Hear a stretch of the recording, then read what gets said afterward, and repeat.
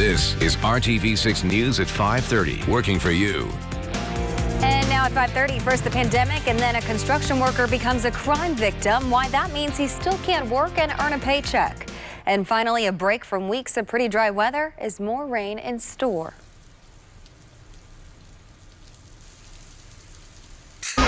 Here's what we're covering in our lineup today. A group of students are working to make sure key pieces from the civil rights era aren't forgotten, how they're recreating and preserving the history. Now's the time to visit stores like Goodwill that take donations, the change that they are seeing that is going to benefit families trying to make ends meet. And now could be a good time to get a deal on a used car. Old rentals are now hitting lots. What you need to check out, though, before you go into one of these. And this is interesting. I just want to show you over the last 24 hours, this is where we've had measurable rainfall. You can see everywhere that's colored in, so it has been spotty. Not everyone has enjoyed the return of rain, and where it rains, it pours. This is just north of Greenfield, north of Interstate 70 in Hancock County, over 2.5 inches in the last 24 hours. One little downpour near Connorsville. Otherwise, the action for now is over in Illinois. Temperatures along the Wabash River close to 90 degrees. It's 86 in the metro area. Between now and 9 o'clock, the thunderstorms start to fire up again. They'll be more widespread by the time we get to the evening hours by 10 and 11. A few of these may be strong, certainly with heavy rain and some gusty winds. All right, thank you, Kevin. And local construction worker was ready to return to work as the job outlook is improving. But as RTV6's Rafael Sanchez reports, an act of vandalism and a theft are a setback. Rogelio Guerrero has been unable to return to work. His construction tools taken. As he parked his vehicle, a couple vandalized his work van, slashing his tires, shattering windows, and stealing his tools on May the 29th. He says he feared the man had a gun, so he ran into his South Side Indianapolis apartment, where his daughter, Lupita Guerrero, called 911. She confronted the couple and videotaped the encounter. He yells out, "Because I spoke, because I called the cops." He said he was gonna come back. I feel like we all should, open up, say what's happening, and see if we can help if it's needed. Because there was people around not doing nothing, and they were just watching. But out of violence, that was a violent crime. Lupita feels her dad was being watched, and the van made him an easy target. Metro Police has assigned a detective to the case. Overall, the department has a unit which works on building relationships with communities with immigrant populations and encouraging them to speak up when issues emerge. I don't wish bad on anyone, but what you guys did was wrong to a hardworking man that messes with no one. Rafael Sanchez, RTV6. A couple of things to keep in mind in light of this situation. Calling 911 was the right thing to do. Confronting vandals is a risk you should leave to law enforcement. If you are going to videotape, it's best and safer to do it from a distance. And after the fact, documenting the damage with videos and pictures can be helpful with your insurance claim. Chris? A record-setting rise in cases of coronavirus. Brazil leading the way and the U.S. is next. Health leaders say broader testing and infections are causing this boost.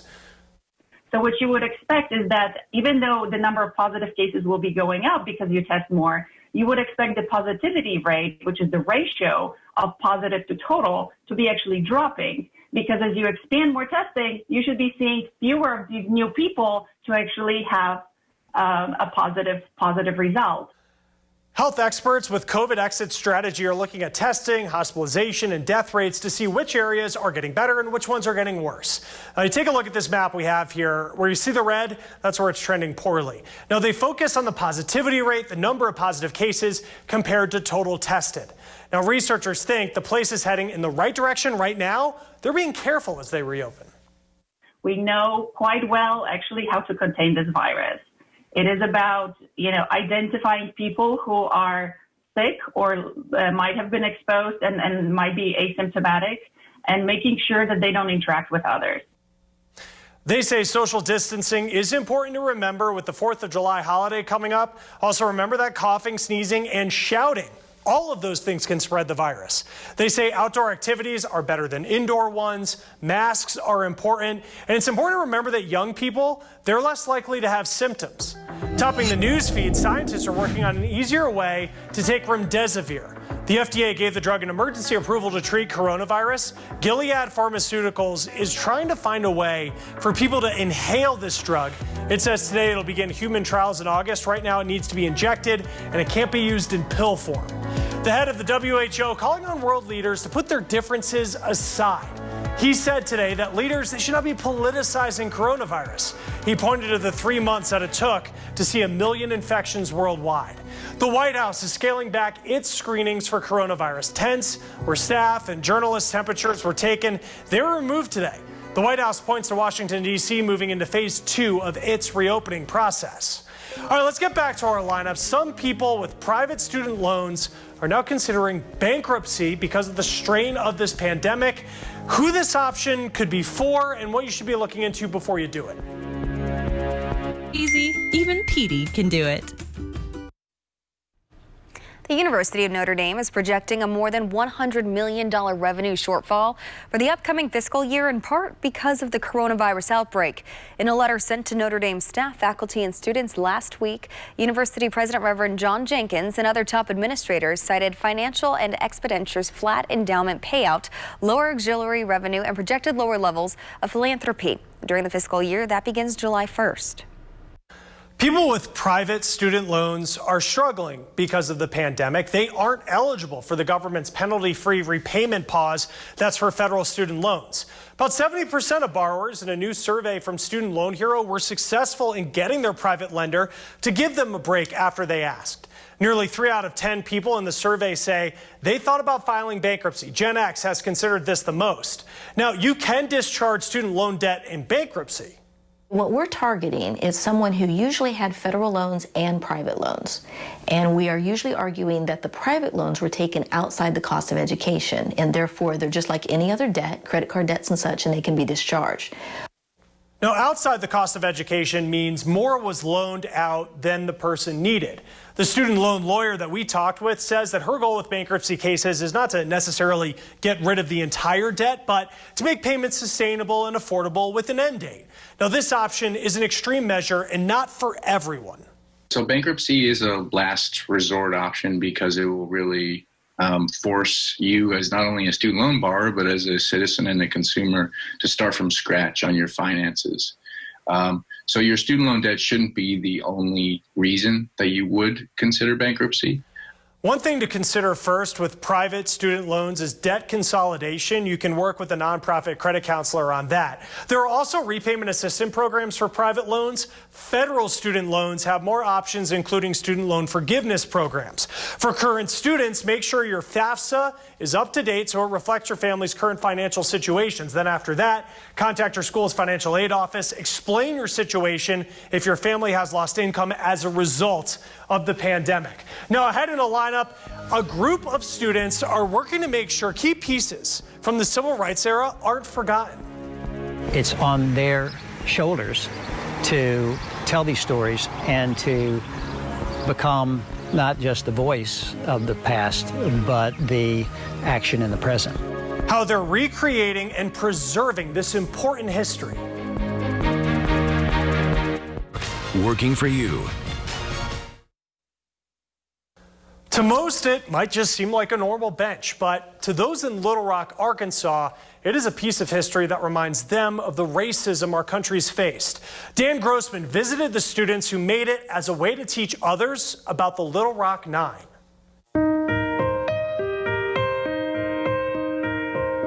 Much like these bolts bind its wood to its frame. It's great, and this bench binds Adacia Cooper and Mila Williams Thompson.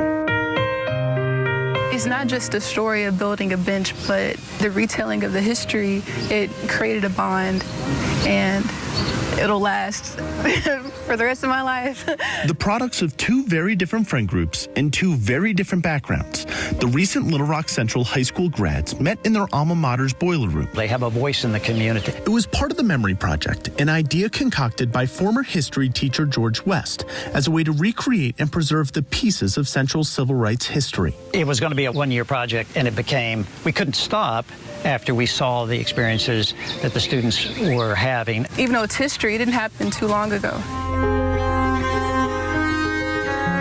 Adasia and Milo recreated the bench Elizabeth Eckford retreated to after she was viciously heckled on the school's first day of desegregation in 1957. We have to recognize that racism didn't end in the 60s. It's still around, and it's still a national problem. It's just the latest on a long list of projects that have allowed students to not only explore history, but themselves. It's that relationship that students begin to create and build an experience beyond just the small universe that they arrive in. With each project came a new piece of art and a new understanding of the world. We won't take no as an answer. A new understanding that makes them not only purveyors of history, but change.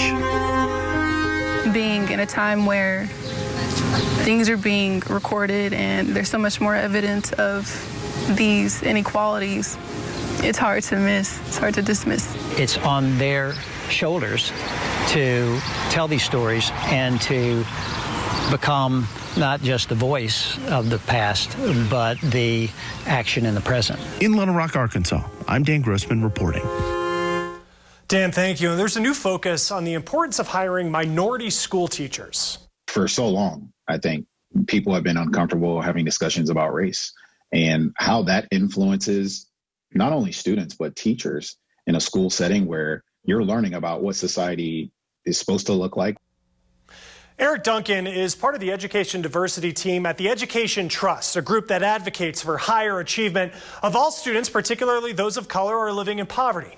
Research in Sage journals found minority students have more favorable perceptions of minority teachers, which can translate to better academic outcomes. Yet, teachers of color make up just 20% of the workforce. Close to 40% of all schools don't have a single teacher of color. Meanwhile, racial and ethnic minority students now make up a majority of the public school population.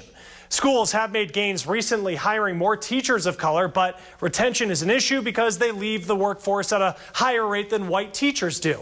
Now, the Education Trust found that's in part due to working conditions. Minority teachers often take on additional roles outside of teaching that they are not paid or even recognized for. School culture is another significant factor. Discipline policies that educators of color, frankly, are tired of seeing. And I think our country is tired of seeing the way that students are over-disciplined, are misunderstood, particularly students of color, are driven out of school, are suspended for minor misconducts. The Education Trust has recommendations on how schools can retain teachers of color, starting with collecting data by race and ethnicity on recruitment, hiring, and retention. Also providing scholarships, loan forgiveness, or repayment and relocation incentives. Developing leaders that promote positive working conditions for a diverse workforce, and ensuring curriculum, learning, and work environments are inclusive of all racial ethnic groups. A 500-mile run or walk may seem daunting, but if you do just a little bit every day, you could complete the Indianapolis 500-mile virtual challenge. The new event by the 500 Festival kicked off today. The challenge: complete 500 miles of physical activity like running, walking, biking, swimming, or wheelchair racing between now and December 31st. You can start any day. If you start today, that's just 2.6 miles a day to reach your goal. You also have the option of taking part in a 100-mile challenge as well. You will log your miles online. All participants will receive a shirt, medal, and pin. You can register for $60 at indymini.com/500miles. Registration closes October 31st. That's a lot, Kevin. Could you do it? You'll be there before you know it. It's 500 miles from here, wherever that may take you, whatever direction you go. I could do it slowly but surely. That'd be one way to look at it. 0.12 of an inch, that's all of the rain we've had. As you look north with our Weather Now camera, you can see no thunderstorms building there. You may have noticed the ground cracked a bit in your area, your yard. 0.12 of an inch is not going to fix that, but we may have additional pockets of heavy rain in a little bit. This has faded away. It was a shower, putting down some heavy rain briefly just in western portions or west of Connorsville. The main event sits to the west, and the event created by a cold front. All of these lines, you got one line here, pretty strong storms, the second in portions of central Illinois, and then kind of another from northwest to southeast line of showers and thunderstorms that will lift to the north and east and increase our overall chance for thunderstorms this evening. A few of these could be strong, with damaging wind being the main threat, especially western half of the state. Love this. Look at the streaks of sunshine fanning out over the horizon. Temperatures 86 in Indianapolis, 86 in Bloomington, a little cooler in Muncie at 81 degrees. Between now and 11, I think this will become our most active time period. Showers, thunderstorms at 7 are isolated, still fairly isolated at 9, but by 11, becoming more widespread and a little more intense with the heavy rainfall. As you look at temperatures, they're not going to change a whole lot overnight tonight, so we'll wake up and get started with temperatures around the 70-degree mark. There are your temperatures tomorrow, noticeably cooler, just a slight chance for additional rain.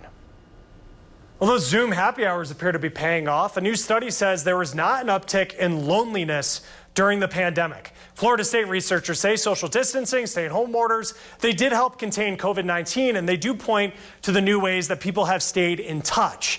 Now, celebrities calling for better access to coronavirus testing. We're talking The Rock, Shakira, Miley Cyrus, and Jennifer Hudson. They're all putting on a concert on Saturday. They want world leaders to make testing and treatment more available across the world. Well, we've seen headlines for weeks about Hertz selling off its fleet after filing for Chapter 11. Now, in reality, it isn't just Hertz doing this, and this didn't just start. You should not expect, or the market should not expect, all of a sudden this influx of off-rental supply to hit the market, because rental companies have been right-sizing their fleets since at least mid-March. As COVID-19 forces car rentals and auctions to shut down, the rental companies started selling more to dealers who weren't able to replenish their used car supply. Now that auctions have opened, demand is up and so are auction prices. So far, retail, what we pay, is stable. At the same time, new car sales are down, so there are fewer trade-ins, which means better deals. Dealers are likely to be more aggressive with a trade-in offer to a consumer, particularly for highly desirable late model vehicles. Think, that 2 to, let's call it 5-year-old used vehicle. As far as rental cars being a good buy, they are well maintained and kept clean. Negatives are they have higher miles, but that can also be a positive in the price. Dealer doesn't have to disclose if your car was a rental, so you can find out for yourself with a vehicle history report. All right, next in our lineup, spring cleaning has taken on an entirely new meaning this year. So right now our donations opens at 10 o'clock, but starting around 9:15 or so, we start getting cars in our line, and a lot of times it'll wrap all the way around the building into the street. The types of donations stores like Goodwill are seeing that are helping families trying to make ends meet.